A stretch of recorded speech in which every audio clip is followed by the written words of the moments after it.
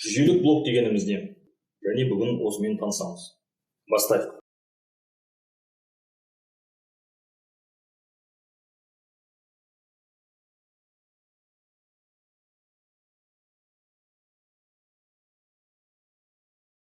Жеке-жеке тоқталып өтейік. Мынау блок питания, одан кейін мына жерде видеокарта, видеокартадан кейін мына жерде вентилятор, және оның ар жағында ең бастысы процессор деген бар. Ол процессор кішкентай негізі, оған да біз әлі жетеміз. Мына жерде қатты диск, мынау дисковод, яғни диск салу үшін арналған. Мынау оперативтік память, оперативная память.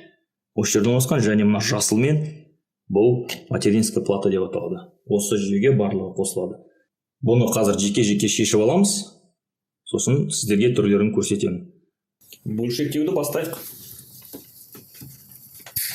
Хомуттарды алып тастайық.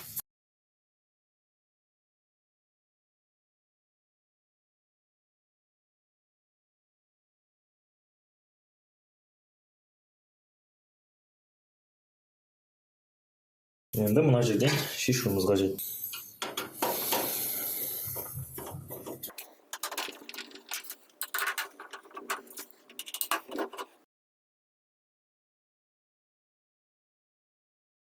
Блок питанияны ажыратып алдық.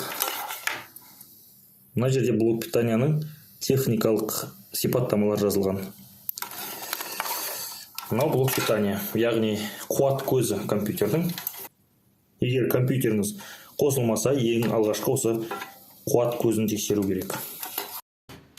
Енді кезекте мен мына видеокартаны шешкім келіп тұр. Видеокартаны шешейік.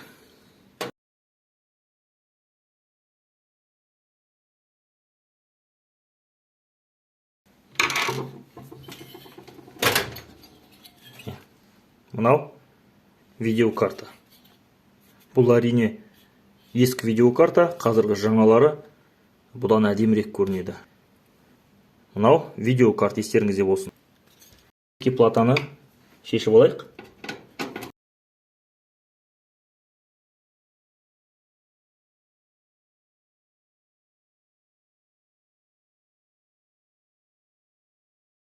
Мынау материнский плата, яғни, және келесі көрсететін, мынау міне оперативная память деген, осы оперативтік жады деген. Бұл оперативтік жадыны мына екі барлығын осылай ашады, өзі екеуін екі жаққа тартсаңыз, оперативтік памятьті аласыз.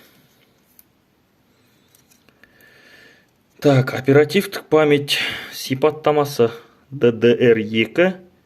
Қазір мына DDR2-лер уже 3-4 кетіп қалдық, по-моему. 2 гигабайттық. 2 гигабайттық оперативтік память. Қазір уақытта бұл 2 гигабайт деген өте аз.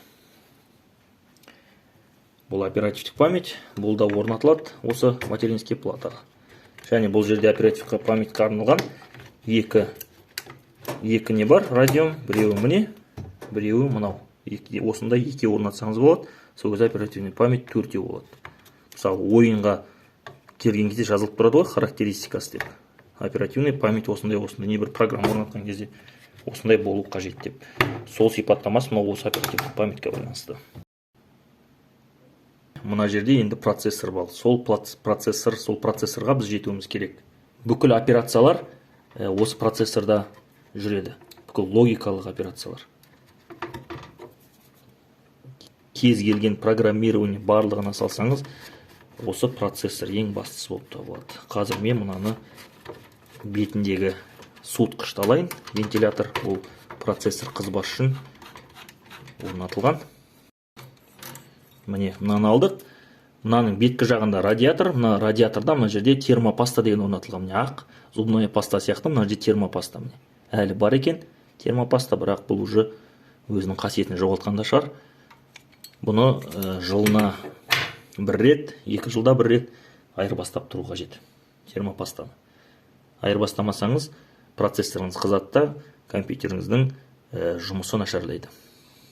Міне, мынау тұрған процессор, көріп тұрмыз, мынаны ашылмағаны көп болған, өте қап-қара. Бұлай басамыз да ақырын абайлап ашып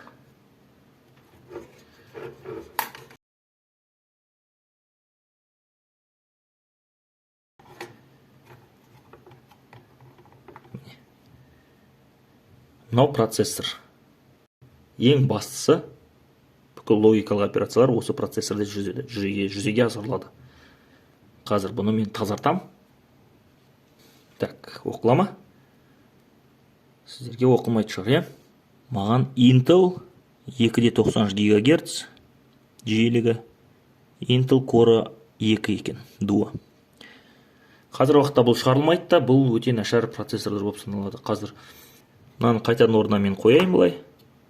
Қайтадан орнына қояйын, былай ақырын. Жақсы. Енді мен мына жерге термопаста жағып, мына салқындатқышты орнатуым қажет. Бірақ қазіргі уақытта менде термопаста жоқ, сондықтан жай ғана орнына бұрап қоя саламын.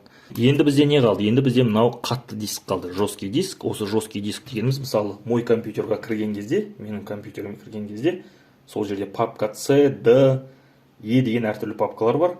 Барлығы осы қатты дисктің, жесткий дисктің ішінде болады. Егер сіздің компьютеріңіз толықтай істемей қалса, бүкіл ақпарат осының ішінде, осын алып, басқа компьютерге қосып, осының ішіндегі барлық ақпаратты ала аласыз.